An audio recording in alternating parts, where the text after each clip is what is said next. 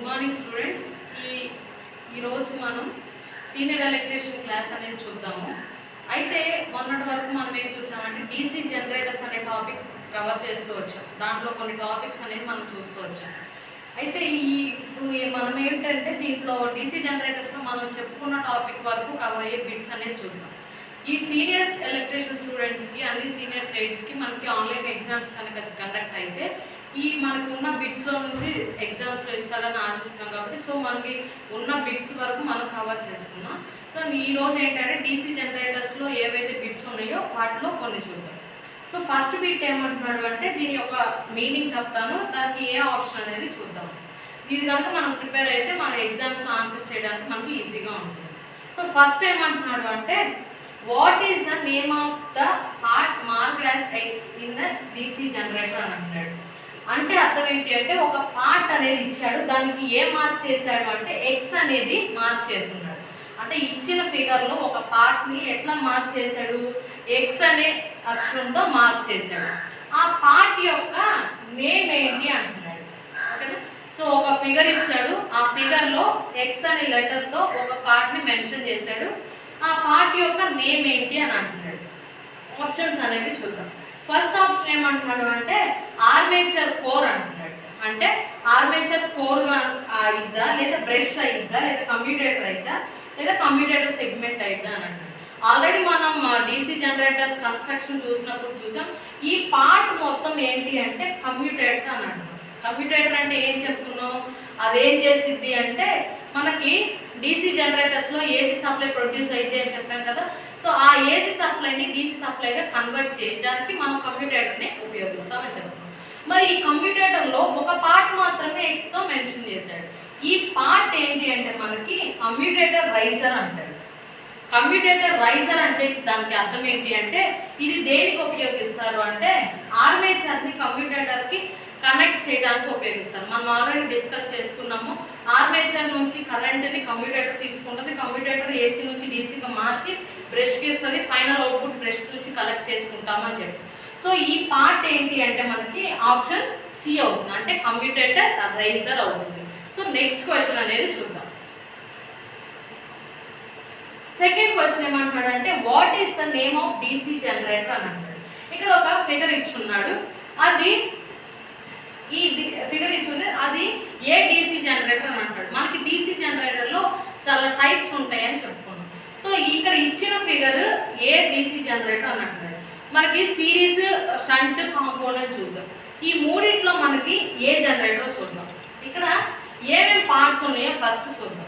First చూసుంటే ఏమంటున్నాడు అంటే ఆర్మేచర్ ఉంది, సిరీస్ ఫీల్డ్ ఉంది, ఇంకొకటి షంట్ ఫీల్డ్ ఉంది. సిరీస్, షంట్ రెండు కనుక ఉంటే దాన్ని ఏ జనరేటర్ అని చెప్పుకున్నాం, కాంపౌండ్ జనరేటర్ అని చెప్పుకున్నాం. అయితే ఇంకొకటి కూడా చెప్పుకున్నాం, లాంగ్ షంట్ కాంపౌండ్ అన్నాము, షార్ట్ షంట్ అన్నాము. షార్ట్ షంట్ అంటే ఏం లేదు, ఈ ఫీల్డ్ వైండింగ్ అంటే షంట్ ఫీల్డ్ వైండింగ్ ఓన్లీ ఇక్కడ వరకే అంటే ఆర్మేచర్ వరకు మాత్రమే కనెక్ట్ చేస్తే షార్ట్ షంట్ అంటాం. ఆర్మేచర్కి సిరీస్ ఫీల్డ్కి రెండింటికి కనెక్ట్ చేస్తే కనుక దాన్ని లాంగ్ షంట్ అంటాం.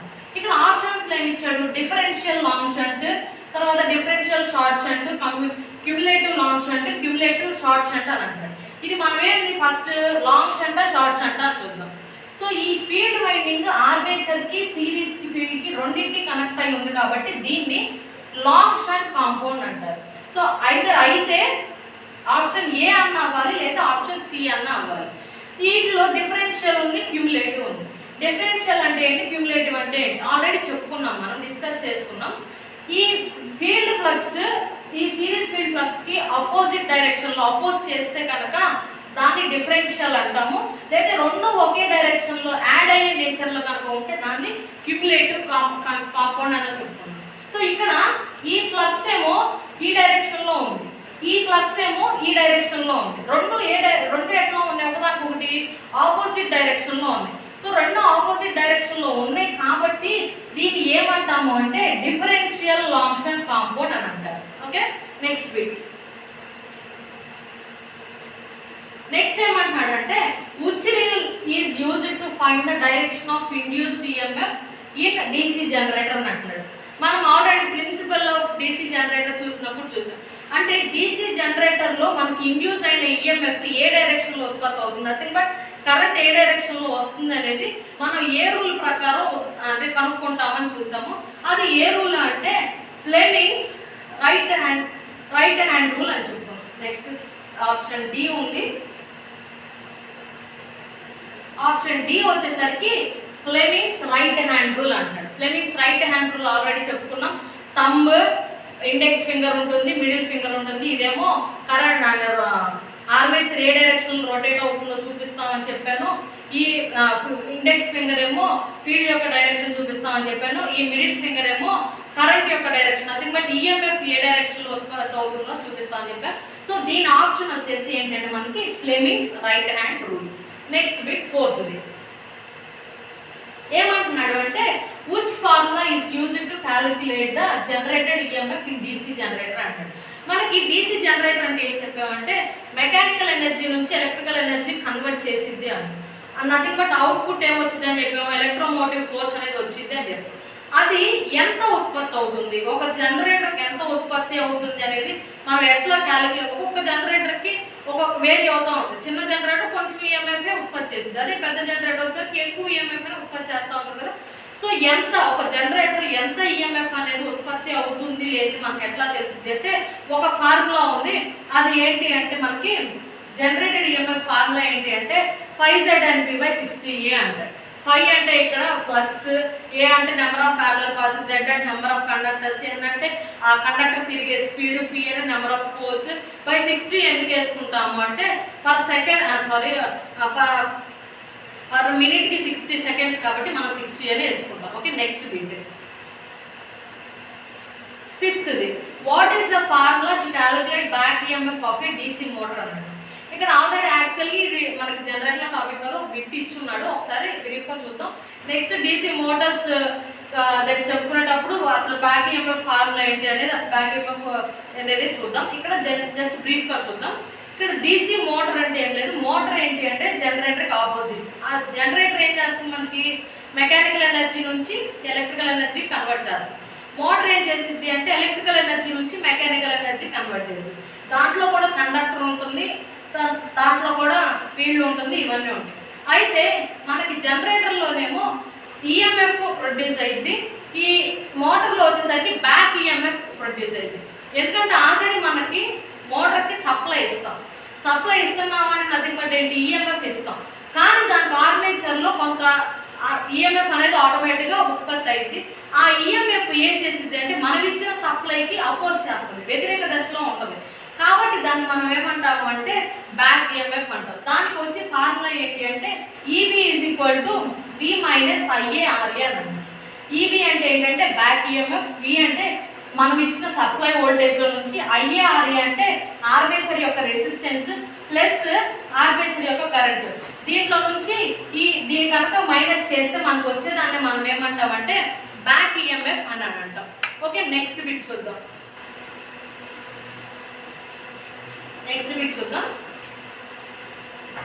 What is the name of part marked X in DC generator అంటారు. ఇక్కడ ఒక ఇందాక సేమ్ ఫస్ట్ క్వశ్చన్లో ఇచ్చిన మాదిరిగా ఒక ఫిగర్ ఇచ్చాడు, దాంట్లో ఒక అదేంటి X అని మార్క్ చేశాడు. ఆ మార్క్ చేసిన దాని యొక్క ఏంటి నేమ్, పార్ట్ యొక్క నేమ్ ఏంటి అంటారు. ఇదేంటి అంటే దీని మొత్తాన్ని పోల్ అంటాం. పోల్ అంటే ఏంటంటే మ్యాగ్నెట్లో 2 పోల్స్ ఉంటాయని చెప్పాను, నార్త్ పోల్ సౌత్ పోల్ ఉంటాయని చెప్పాను. సో ఇది ఒక పోల్, నార్త్ పోల్ అయినా అవ్వచ్చు లేదా సౌత్ పోల్ అయినా అవ్వచ్చు. మనకి పోల్స్ ఉంటాయి కదా, మ్యాగ్నెటిక్ ఫీల్డ్ వచ్చేది, మ్యాగ్నెటిక్ ఫీల్డ్ ఉంటేనే కదా మనకి జనరేటర్లో ఈఎంఎఫ్ అనేది ఉత్పత్తి అయ్యేది. సో కాబట్టి ఇది ఒక పోల్. ఇదేంటి అంటే పోల్ అని అంటాం. దీన్ని ఏమంటారంటే పోల్ షూ అని అంటాం. సో కాబట్టి మనకి దీని యొక్క ఆన్సర్ ఏంటి అంటే పోల్ షూ అంటాం. ఇది ఏం చేస్తుంది అంటే ఈ ఫీల్డ్ని సపోర్ట్ చేయడానికి ఉపయోగిస్తాం. సో ఈ పార్ట్ యొక్క నేమ్ ఏంటి అంటే పోల్ షూ అని అంటాం. Next question. సో ఇక్కడ ఏమంటున్నాడు అంటే what is the name of DC generator అంటారు. ఇక్కడ ఇచ్చిన దాంట్లో ఇచ్చిన ఒక ఫిగర్లో మనకి ఇచ్చిన ఫిగర్లో ఈ జనరేటర్ యొక్క నేమ్ ఏంటి అని అంటాడు. సో ఇక్కడ టైప్స్ ఆఫ్ మన జనరేటర్స్ ఉన్నాయి. ఇక్కడ ఆప్షన్స్ బట్టి చూద్దాం. షంట్ జనరేటర్ అంటున్నాం, సిరీస్ జనరేటర్ అంటున్నాం, కాంపౌండ్ అంటున్నాం, సపరేట్లీ ఎగ్జైటెడ్ అంటున్నాం. ఈ మూడు మనకి సెల్ఫ్ ఎక్సైటెడ్, తనంతట తానే ఫీల్డ్ని ఉత్పత్తి చేసుకుంటాయి కాబట్టి సెల్ఫ్ ఎక్సైటెడ్ అంటాం. ఆప్షన్ డి వచ్చేసరికి సపరేట్లీ ఎక్సైటెడ్ అంటాం. అంటే దానికి సపరేట్ సోర్స్ ద్వారా ఫీల్డ్కి సప్లై ఇస్తామని ఆల్రెడీ మనం డిస్కస్ చేసాం. సో మనం ఫస్ట్ అసలు ఇది సెల్ఫా సపరేటా తెలుసుకుంటే తర్వాత ఈ ఒకవేళ సెల్ఫ్ అయితే ఈ మూడిట్లో ఆప్షన్ అయింది, లేదా సపరేట్ అయితే ఇది డి అయింది. చూద్దాం ఇక్కడ ఏమంటున్నాడు, మనకి ఇచ్చిన ఫిగర్లో ఇది ఆర్మేచర్కి సపరేట్గా అదేంటి కనెక్ట్ చేసేసాడు. ఏంటి వోల్ట్ మీటర్ తర్వాత లోడ్ వేసేసాడు. ఇక్కడ ఫీల్డ్ ఏం చేశాడంటే సపరేట్గా డీసీ సప్లై తీసుకున్నాడు, అంటే ఫీల్డ్కి సపరేట్గా సప్లై ఇచ్చాడు. సో మనం సపరేట్గా ఫీల్డ్కి సప్లై కనుక ఇస్తే అది ఏ జనరేటర్ అని చెప్పుకున్నాం అంటే సపరేట్లీ ఎక్సైటెడ్ జనరేటర్ అని చెప్పుకున్నాం. కాబట్టి ఈ ఆప్షన్ ఈ ఫిగర్ మనకి ఏమైంది అంటే సపరేట్లీ ఎక్సైటెడ్ జనరేటర్ అయింది. Next 8th question. ఓకే, ఇది ఇక్కడ ఏమంటున్నాడంటే which energy is converted into electrical energy by generator అంటాడు. మనకి జనరేటర్ డెఫినేషన్ ఆల్రెడీ చెప్పుకున్నాం. ఏంటి అంటే అది జనరేటర్ అనేది మెకానికల్ ఎనర్జీ నుంచి ఎలక్ట్రికల్ ఎనర్జీగా మారుస్తుంది అని చెప్తాం. ఇక్కడ ఏమని అంటున్నాడు, ఏ ఎనర్జీ ఎలక్ట్రికల్గా జనరేటర్ ద్వారా మార్చబడింది అంటాడు. ఏ ఎనర్జీ మార్చబడింది? Mechanical energy. మెకానికల్ ఎనర్జీ ఏ ఆప్షన్లో ఉంది? ఆప్షన్ డిలో ఉంది. కాబట్టి సో మన ఆప్షన్ వచ్చేసరికి డి అయింది. నెక్స్ట్ ఇది what is the name of DC generator field అంటున్నాడు. ఇక్కడ మనకి ఇక్కడ ఇచ్చిన ఫీల్డ్ ఏది అయితే అని అంటాడు. ఇక్కడ మనకి షార్ట్ షంట్ లాంగ్ షంట్ మనం చెప్పలేం, ఎందుకంటే ఆర్మేచర్ కనెక్షన్ మనకేమి ఇవ్వాలి. ఇక్కడ షార్ట్ షంట్ అయితే ఓన్లీ ఆర్మేచర్ అక్రాస్ గానే కనెక్ట్ చేస్తాం, లేదా లాంగ్ షంట్ అయితే ఆర్మేచర్కి ఫీల్డ్కి రెండింటికి కనెక్ట్ చేస్తాం. కానీ ఇక్కడ ఆర్మేచర్ కనెక్షన్ మనకి ఇవ్వలేదు. సో ఆర్మేచర్ కనెక్షన్ ఇవ్వనప్పుడు మనకి ఆప్షన్ సి అన్న అవ్వాలి, డి అన్న అవ్వాలి. సో ఇక్కడ చూద్దాం, ఈ ఫీల్డ్ ఏమో ఇటు సైడ్ ఉంది, ఈ ఫీల్డ్ ఏమో ఇటు సైడ్ ఉంది. ఇందాక ఆల్రెడీ డిస్కస్ చేస్తున్నాం. రెండు ఫీల్డ్ కనెక్షన్స్ ఆపోజిట్ డైరెక్షన్లో కనుక ఉంటే ఈ ఫీల్డ్ ఏమో ఈ డైరెక్షన్లో ఉంది, ఈ ఫీల్డ్ ఏమో ఈ డైరెక్షన్లో ఉంది. రెండు కనుక ఎట్లా ఉన్నాయి, మనకి ఆపోజిట్గా ఉంది. ఆపోజిట్గా కనుక ఉంటే దాన్ని ఏమని చెప్పుకున్నాం అంటున్నాము, డిఫరెన్షియల్ కాంపౌండ్ అంటామని చెప్పుకున్నాం కదా. అదే రెండు ఒకే డైరెక్షన్లో ఉంటే క్యూములేటివ్ అయ్యేది. కానీ ఇక్కడ రెండు ఫీల్డ్ ఎట్లా ఉన్నాయంటే రెండు ఆపోజిట్ డైరెక్షన్లో ఉన్నాయి. కాబట్టి సో మనకు ఆప్షన్ వచ్చేసరికి ఏమైంది అంటే డిఫరెన్షియల్ కాంపౌండ్ జనరేటర్ అయింది. నెక్స్ట్ 10th బిట్ చూద్దాం. What is the principle of DC generator అని చెప్పుకున్నాం. సో మన principle of DC generator discuss చేస్తున్నప్పుడు చెప్పుకున్నాం, ఇది ఏ సూత్రం మీద ఆధారపడి పనిచేసింది అంటే Faraday's law of electromagnetic induction base చేసుకొని వర్క్ చేసింది అని చెప్పుకున్నాం. సో ఇక్కడ option A corkscrew rule ఉంది, అది కాదు. ఫ్లెమింగ్స్ లెఫ్ట్ హ్యాండ్ రూల్ ఉంది, అది కాదు. నెక్స్ట్ ఆప్షన్ సి చూద్దాం. ఆప్షన్ సి ఇచ్చాడు ఫ్లెమింగ్స్ రైట్ హ్యాండ్ రూల్ అని. డీసీ జనరేటర్లో ఫ్లెమింగ్స్ రైట్ హ్యాండ్ రూల్ ఉపయోగిస్తాం, కానీ దేనికి ఉపయోగిస్తాం? కరెంట్ యొక్క డైరెక్షన్ని కనుక్కోవడానికి మాత్రమే ఫ్లెమింగ్స్ రైట్ హ్యాండ్ రూల్ ఉపయోగిస్తాం. కానీ అసలు ఏ సూత్రం మీద ఆధారపడి పనిచేస్తుంది అంటే ఇది Faraday's law of electromagnetic induction base చేసుకొని ఆధారపడి పనిచేస్తుంది. కాబట్టి ఇక్కడ మన క్వశ్చన్లో ఏమన్నాడు, ఏ ప్రిన్సిపల్ మీద ఆధారపడి పనిచేస్తుంది అంటే Faraday's law of electromagnetic induction అన్నాడు. నెక్స్ట్ 11th బిట్ చూద్దాం. What is the formula of dynamically induced EMF అన్నాడు. డైనమికల్లీ మనకి జనరేటర్లో ఈఎంఎఫ్ అనేది ఇండ్యూస్ అయింది కదా, అది ఆ డైనమికల్ ఇండ్యూస్ అయిన ఈఎంఎఫ్ యొక్క ఫార్ములా ఏంటి అంటే మనకి బిఎల్వి సైన్ థీటా అంట. బి అంటే ఏంటి అంటే ఫ్లక్స్ డెన్సిటీ. ఫ్లక్స్ డెన్సిటీ అంటే ఏంటి, మనకి ఫ్లక్స్ వచ్చిందని చెప్పాక మ్యాగ్నెట్ కనుక ఉంటే దాంట్లో మ్యాగ్నెటిక్ లైన్స్ ఉంటాయి, ఆ యొక్క లైన్స్ యొక్క గ్రూప్నే మ్యాగ్నెటిక్ ఫ్లక్స్ అంటారు. సో బి అనేది magnetic flux density. And next L వచ్చేసరికి లెంత్ ఆఫ్ కండక్టర్. కండక్టర్ని మ్యాగ్నెటిక్ ఫీల్డ్లో పెడితేనే కదా మనకి జనరేటర్ మెకానికల్ ఎనర్జీ నుంచి ఎలక్ట్రికల్ ఎనర్జీ కన్వర్ట్ చేసేది. సో ఎల్ అనేది లెంత్ ఆఫ్ కండక్టర్, ఎంత లెంత్ ఆఫ్ కండక్టర్ తీసుకున్నాం అది. నెక్స్ట్ వి అనేది అదేంటి వెలాసిటీ ఆఫ్ కండక్టర్. కండక్టర్ అనేది రొటేట్ అవుతుంది అని చెప్పుకున్నాం కదా జనరేటర్లో. సో ఎంత వెలాసిటీలో తిరుగుతుంది అనేది వి అంటారు. నెక్స్ట్ ఏమంటాడంటే సైన్ థీటా. మనం ఆల్రెడీ మన సింగిల్ లూప్ జనరేటర్ చెప్పుకున్నప్పుడు చెప్పాం, రెండు రొటేట్ అవుతున్నప్పుడు కొంత యాంగిల్ ఏర్పడుతుంది మధ్యలో అని చెప్పాం. ఇంకోటి కూడా చెప్పాం, రెండింటి మధ్య కనుక 90 degrees కనుక వస్తే మాక్సిమం ఫ్లక్స్ ప్రొడ్యూస్ అయితే, మాక్సిమం ఈఎంఎఫ్ ఇండ్యూస్ అయితే అని చెప్పి. సో దానికి ఎట్లా ఇండ్యూస్ అయితే ఈఎంఎఫ్ దానికి వచ్చిన ఫార్ములా ఏంటి అంటే బిఎల్వి సైన్ థీటా అన్నమాట. Next question 12. So so which rule is used to find direction of magnetic field అన్న. ఈ మ్యాగ్నెటిక్ ఫీల్డ్ యొక్క డైరెక్షన్ కూడా మనకి ఏ రూల్లో తెలుసుకుంటాము అంటే ఇది కూడా ఫ్లెమింగ్స్ రైట్ హ్యాండ్ రూల్. ఇందాక ఆల్రెడీ డిస్కస్ చేసుకున్నాం. ఫ్లెమింగ్స్ రైట్ హ్యాండ్ రూల్ అనేది డిస్కస్ చేసుకున్నాం. ఏమేంటి, thumb forefinger middle finger మూడు right angle to each other ఉంటాయి. ఇదేమో డైరెక్షన్ ఆఫ్ కండక్టర్, అంటే కండక్టర్ ఏ డైరెక్షన్లో రొటేట్ అవుతుందని చెప్పింది. ఇదేమో మ్యాగ్నెటిక్ ఫీల్డ్ యొక్క డైరెక్షన్ చెప్పింది. ఇది వచ్చేసరికి కరెంట్ యొక్క డైరెక్షన్ తెలిపిద్ది అని చెప్తాం. సో మ్యాగ్నెటిక్ ఫీల్డ్ యొక్క డైరెక్షన్ దేంట్లో చెప్పింది అంటే ఫ్లెమింగ్స్ రైట్ హ్యాండ్ రూల్లో మనకి చూస్తాం. Next question. So what is the name of part of DC generator అని అంటారు. సో ఇచ్చిన ఫిగర్లో డీసీ జనరేటర్ యొక్క పార్ట్ ఒకటి ఇచ్చాడు. దాని యొక్క ఆ పార్ట్ యొక్క నేమ్ ఏంటి అన్నాడు. ఫస్ట్ ఏమంటున్నాడు, స్టాటర్. స్టాటర్ అంటే ఆర్మేచర్. ఆర్మేచర్ అట్లా ఉండదు. Next pole core. ఇందాక ఆల్రెడీ పోల్ యొక్క ఫిగర్ చూసాం, అది కాదు. Next pole shoes. Pole shoe రెండింటిని కలిపి పోల్ అంటామని చెప్పాము, అది కాదు. నెక్స్ట్ డి ఏంటి అంటే యోక్ ఆర్ ఫ్రేమ్ అన్నాడు. యోక్ ఆర్ ఫ్రేమ్ అంటే ఇది ఏం చేస్తుందని చెప్పాం ఆల్రెడీ మనకి కన్స్ట్రక్షన్ ఆఫ్ డీసీ జనరేటర్ చెప్పినప్పుడు చెప్పాం. యోక్ ఆర్ ఫ్రేమ్ ఏం చేసిద్ది అంటే మనకి ప్రొటెక్షన్, మెకానికల్ ప్రొటెక్షన్, పైన చుట్టూ ఫ్రేమ్ లాగా ఉంటుంది అని చెప్పాం. సో ఈ పార్ట్ వచ్చేసరికి మనకి మెకానికల్ ప్రొటెక్షన్, డీసీ జనరేటర్కి మెకానికల్ ప్రొటెక్షన్ ఇవ్వడానికి ఈ పార్ట్ ఉపయోగిస్తాం. అదే ఆప్షన్ డి అయింది. నెక్స్ట్ 14th బిట్ చూద్దాం.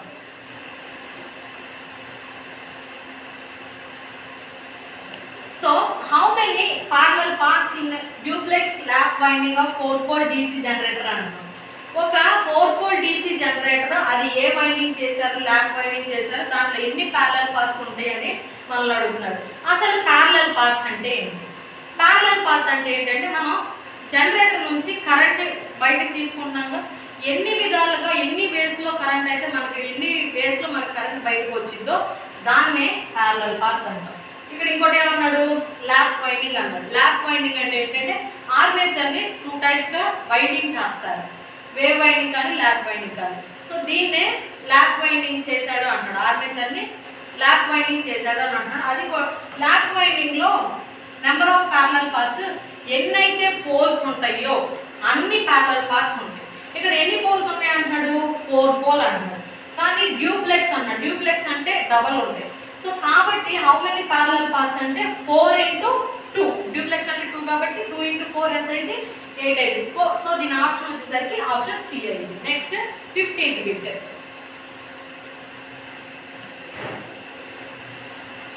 Name the part of DC generator అన్నాడు. ఇక్కడ కూడా సేమ్ ఒక ఫిగర్ ఇచ్చున్నాడు. ఇది ఏంటంటే దీని యొక్క పార్ట్, దీని యొక్క నేమ్ ఏంటి అని అంటాడు. So first side and plates అంటే చుట్టూ ఉంటాయి అని చెప్పాను. సైడ్ ఎండ్స్ ఉంటాయి అని చెప్పారు. అది దేనికి ఉపయోగిస్తారంటే మెకానికల్ ప్రొటెక్షన్కి ఉపయోగిస్తామని చెప్పాం. Pole shoe lamination. Pole shoe అంటే మ్యాగ్నెటిక్ ఫీల్డ్ ఉత్పత్తి అవడానికి. Commutator segment. నెక్స్ట్ది ఆర్మేచర్ కోర్ లామినేషన్. ఈ పార్ట్ యొక్క నేమ్ ఏంటి అంటే ఆర్మేచర్ కోర్ లామినేషన్. దీన్ని ఏం చేస్తారంటే లామినేటెడ్ రూపంలో లాసెస్ తగ్గించడానికి మనకి ఈ విధంగా లామినేట్ స్లైసెస్కి మనకి ఆర్మేషన్ అనేది పెడతారు. Next 16th bit. How interpoles are connected in a DC generator అంటారు. అసలు ఈ ఇంటర్పోల్స్ ఏంటి? ఇంటర్పోల్స్ అంటే ఏం లేదు. ఇంటర్పోల్స్ అనేది డీసీ జనరేటర్లు ఎందుకు పెడతామంటే ఆర్మేచర్ రియాక్షన్ తగ్గించడానికి పెడతామని చెప్పి. అసలు ఆర్మేచర్ రియాక్షన్ అంటే ఏంటి అంటే మనకి ఇప్పుడు ఆర్మేచర్లో కరెంట్ పాస్ అవుతూ ఉంటుంది కదా, ఆ ఆర్మేచర్ కరెంట్ పాస్ అయినప్పుడు మ్యాగ్నెటిక్ ఫీల్డ్ అనేది దాంట్లో కొంచెం ఉత్పత్తి అయింది. అది ఏం చేసిద్ది అంటే మ్యాగ్నెటిక్ ఫీల్డ్లో ప్రొడ్యూస్ అయిన అదేంటి మెయిన్ ఫ్లక్స్ని అపోజ్ చేస్తుంది. అపోజ్ చేయడం వల్ల మెయిన్ ఫ్లక్స్ ఏదంటే కొంచెం తగ్గుతూ వస్తుంది. దాన్ని మనం ఏమంటాము అంటే అదేంటి ఆర్మేచర్ రియాక్షన్ అన్నమాట. ఆ ఆర్మేచర్ రియాక్షన్ తగ్గించడానికి మనకి ఇంటర్పోల్స్ అనేవి పెడతాయి. అవి దీంట్లో ఎట్లా కనెక్ట్ చేస్తాడు అంటే ఆర్మేచర్కి సిరీస్గా కనెక్ట్ చేస్తాడు. నెక్స్ట్ బిట్ 7th బిట్ చూద్దాం. What is the necessity of residual magnetism in a self excited DC generator? Already ఈ టాపిక్ గురించి మనం డిస్కస్ చేసుకున్నాం. రెసిడ్యువల్ మ్యాగ్నెటిజం అనేది డిస్కస్ చేసుకున్నాం. అది దేనికి ఉపయోగిస్తారు అంటే అసలు ఈఎంఎఫ్ బిల్డప్ అవడానికి మనకు ఉపయోగిస్తారని చెప్పుకున్నాం. కాబట్టి సో ఆప్షన్ వచ్చేసరికి ఏంటంటే బిల్డప్ ద వోల్టేజ్ అని అంటాం. Next 18th bit.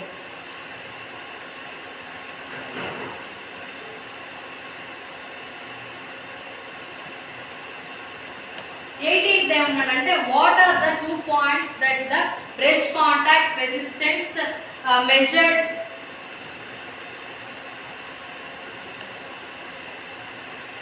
what are the 2 points that the brush contact resistance measured in DC machines. DC machines లో బ్రష్ ఉంటుందని చెప్పాం కదా, అక్కడే నుంచి మనం కరెంట్ కలెక్ట్ చేసుకుంటామని చెప్పాం కదా. సో ఆ బ్రష్ ఏదైతే పెడతామో దాని యొక్క రెసిస్టెన్స్ కనుక్కోవడానికి వేటి మధ్య మనం కనెక్షన్ అనేది తీసుకోవాలి అన్నాడు. వేటి మధ్య తీసుకుంటాము అంటే resistance between brush and commutator అన్నాడు. సో దీని అంటే బ్రష్కి కమ్యూటేటర్కి మధ్యలో కనుక మనం కనెక్ట్ చేసి రెసిస్టెన్స్ కనుక్కుంటే అది ఏ రెసిస్టెన్స్ అయింది అంటే బ్రష్ కాంటాక్ట్ రెసిస్టెన్స్ అయింది DC మెషిన్స్లో. నెక్స్ట్ 19th చూద్దాం. which voltage drop is indicated in the portion of marked X అన్నాడు. ఇక్కడ ఒక క్యారెక్టరిస్టిక్స్ ఇచ్చాడు, ఆల్రెడీ ఇది డిస్కస్ చేసుకున్నాము. సో ఈ క్యారెక్టరిస్టిక్స్ షంట్కి వస్తాయని చెప్పుకున్నాము ఆల్రెడీ. సో దీనికి ఇక్కడ ఏమంటున్నాడు, ఇక్కడ X అనేది మార్క్ చేశాడు. యాక్చువల్గా వోల్టేజ్ ఇట్లా రావాలి కానీ మనకి తగ్గుతుంది. ఇది దేని వల్ల వస్తుంది అంటే మనకి ఆర్మేచర్ రియాక్షన్ వల్ల వస్తుంది అని చెప్పుకున్నాం. ఆర్మేచర్ రియాక్షన్ అంటే ఆల్రెడీ ఇందాక డిస్కస్ చేసుకున్నాం కదా. సో ఆర్మేచర్ రియాక్షన్ డ్రాప్ వల్ల ఈ వోల్టేజ్ యాక్చువల్ ఇట్లా ఉండాల్సింది కాస్త కొంచెం తగ్గుతుంది అని చెప్తున్నాం. నెక్స్ట్ 28 ఇట్లా లాస్ట్ ఫైనల్ థింగ్.